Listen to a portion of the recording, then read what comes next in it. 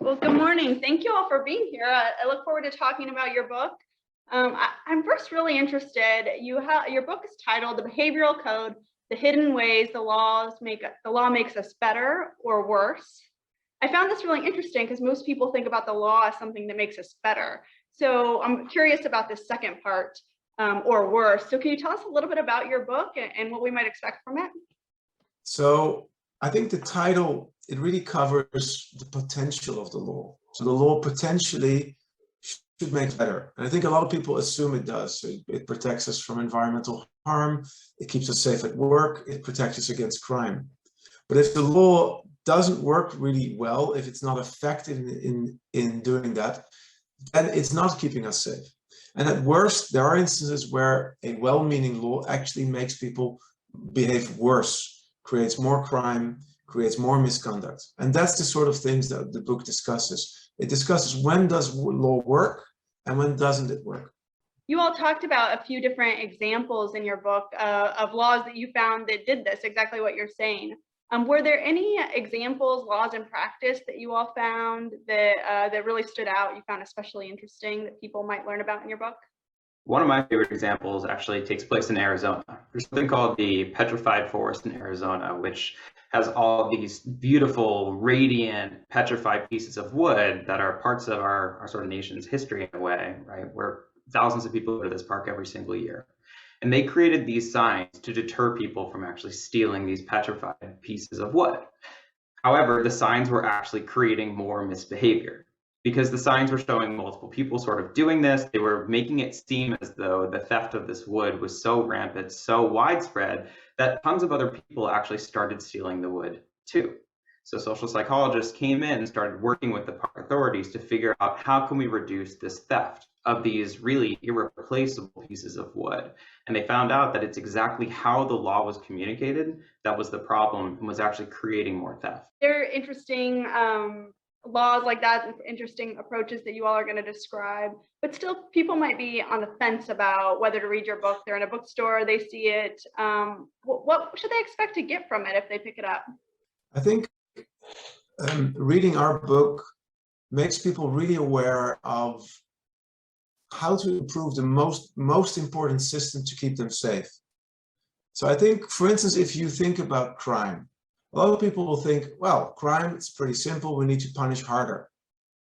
And then we'll have less crime. Or we think about the opioid epidemic, or we think about Me Too, or we think about corporate malfeasance. With all these things, we think, well, as long as we catch the bad person and we punish them, it's going to be fine. Unfortunately, that's really not how it works.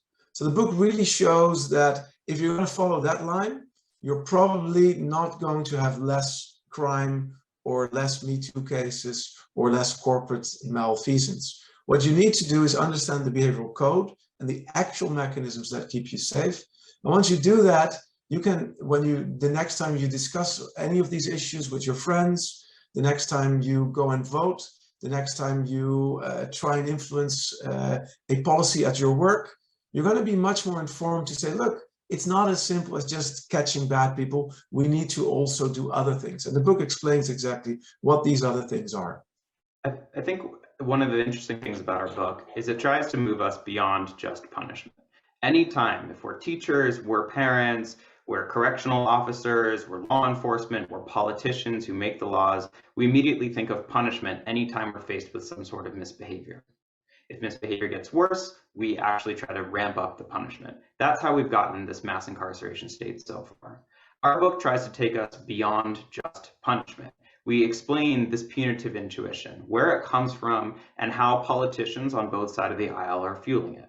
Liberals on the left tend to favor punishment for those who are engaging in corporate malfeasance. Conservatives on the right tend to focus more on street-level types of crime, drug crime and violent crime as well. Across the political spectrum, we all fall for this punitive intuition, and we rely on punishment above all else to cure misbehavior. But punishment in and of itself is not going to work. So what our book does is it explains the behavioral code, as Benjamin mentioned. What are the mechanisms that actually drive human behavior, that drive the way we respond to rules and to laws? And this book, I think, actually reveals the way that we can create a more safe and just society at the same time. You all have sort of touched on this, but I want to follow up a little bit more directly. Some people might be critical of this line of thinking and that, if people do a crime, they should do the time sort of thinking. And so why should policymakers and decision makers be using behavioral science to address problems of law-breaking behavior? So we face a very important choice. Do we want to feel good about how we deal with somebody who committed crime? And of course, it feels good to make them pay. Or do we want to prevent the victims in the future? So if you want the latter, if you're focused on the first, you're only thinking of the victims that exist. But if you really want to prevent similar victims in the future, you need to understand what actually has caused those crimes. And you need to address it at the root causes. I think that's the choice we're facing. I'm fine with people saying, oh, I really want to feel good about punishing people, but they have to realize that when they do that, they're not really preventing it in the future. And that's what our book shows. It shows us that unfortunately, what we feel good about, which is stronger punishment, isn't necessarily the most effective thing to prevent things in the future. And we know how hard it is to accept that. That's exactly one of the things we write about in the book is that, look, it feels good. It's even hardwired in our brain. There's research showing that we get a more positive feeling in our brain when we're punishing people. And we're not against punishment. For us, it's just a very simple question. What type of intervention works best to prevent damaging and harmful behavior? And punishment can be part of that mix. It is so, for instance, for traffic violations, where there is some evidence. But for many other types of transgressions, stronger punishment in of itself doesn't work. That's not the only message in the book. The core message, the major part of the book actually talks about other things, like people's morals, like how you view behavior of others, whether you have enough self-control, whether you get enough socioeconomic opportunities. And the most interesting part in my eyes of the book is whether you actually have opportunities to commit bad behavior. And there's a lot there that can be done that actually is very effective and where we have all the evidence. Our book really argues that punishment is necessary, but it's really not sufficient. It is not the only answer, and it cannot be the singular answer to curing misbehavior or making society safer in the future. Are there specific things that you all recommend or implications in your book for people who are on the ground doing this work, people in decision-making roles, policymakers, about how to make this shift from punishment to using behavioral science? So we talk about three sort of reforms that need to take place. The first one has to do with the lawyers. So we have this system called the law, the legal system, that is run, made, operated, designed largely by lawyers. And yet it's the biggest system we have to influence human behavior. Lawyers have no education in behavior. Most of them haven't really done a PhD or anything similar, or even a full training at a master's level in behavioral science. So one of the things we're saying is, in order to really have these systems work well, these lawyers either need to be better trained in behavior or to work with people in behavior. Second part is the scientists. So we work a lot with the science, but a lot of the science, it doesn't leave its silo. So it's all behind paywalls. It doesn't get anywhere. We found decades of research in criminology that just hasn't been influential. So we also have recommendations for them how to connect better. But in the end, this is also about the general public. So the hard thing is that these intuitions we were just talking about, they do shape policy. So we do see instances, for instance, where Supreme Court justices, for instance, in the case of the 3 strikes you're out policies that, for instance, were in place in California, where Supreme Court said, look, we think that the 3 strikes is constitutional because it has a deterrent effect. Problem is, at the time when they said this, there was clear evidence that it didn't.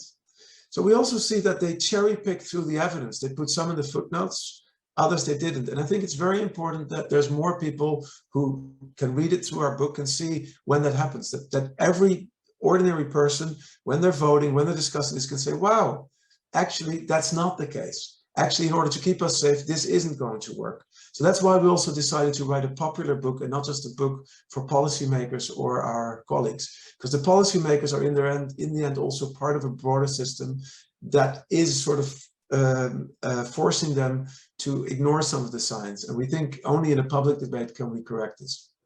So if readers, members of the public, as you mentioned, take away only one or two things from your book, what do you want that to be? I think the first one we have already managed. We have already mentioned. So punishment in of itself is not enough to cure bad behavior. I think that's a message. I hope they take from the book. Sorry, I hope they take from the book, but also I hope they self-assess why they will not accept it. Because I don't think when they just read it, they will immediately accept it. The book also explains why it's so hard to accept. I think the second message then is to understand that for each case of misbehavior, you need to ask a series of questions. We've outlined those questions in the book.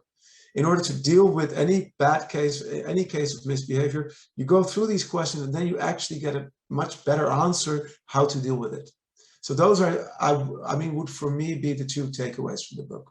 They really understand that punishment alone is not enough. Second, that we give them the tools on what then is necessary through these set of questions. I think what our book does is it takes decades of science from across disciplines and it distills it down into ideas that people can use. The first one, echoing Benjamin, is that punishment is not enough. There are elements of punishment that are necessary and there are ways to make punishment more effective, but punishment is not enough. So what we do is we give folks the tools that they would need in order to create more effective laws, rules, or regulations, regardless of whether you're dealing with street crime or just misbehavior within school.